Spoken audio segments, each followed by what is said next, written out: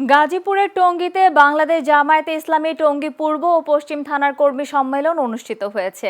শুক্রবার টঙ্গীতে অবস্থিত তামিরুল মিল্লাত কামিল মাদ্রাসা মাঠে কর্মী সম্মেলনের আয়োজন করা হয়।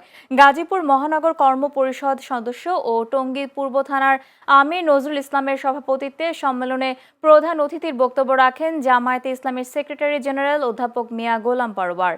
প্রধান অতিথি বলেন, বিএনপি সরকার গঠন করার পর পার্লামেন্ট ও রাজনীতিতে সংকট তৈরি হয়েছে। তিনি জামায়াতের কার্যক্রম জোরদার, আদর্শিক চর্চা বৃদ্ধি এবং ভবিষ্যৎ সাংগঠনিক পরিকল্পনা বাস্তবায়নে নেতাকর্মীদের ঐক্যবদ্ধভাবে কাজ করার আহ্বান জানান। বিশেষ অতিথি ছিলেন জামায়াতে ইসলামীর কেন্দ্রীয় নির্বাহী সদস্য উপাধ্যক্ষ আব্দুর রব ও গাজীপুর মহানগরের আমির অধ্যাপক জামাল উদ্দিন সহ অন্যান্যরা। 24 জুলাই আগস্টের উত্তাল গণ আন্দোলনে যে ফ্যাসিস্টকে আমরা বিদায় করেছিলাম, যেসব কারণে দলীয়করণ, দুর্নীতি, বৈষম্য, কর্তৃত্ববাদী শাসন, এই 1 মাস 1.5 মাস শেষ হয়ে পারে নাই। একের পর এক সরকারের পদক্ষেপগুলো আমাদেরকে সেই দলীয় কর্তৃত্ববাদী ফ্যাসিবাদী শাসনের দিকেই যে এই সরকার ধাবিত হচ্ছে সেটা পরিষ্কার করে দিচ্ছে।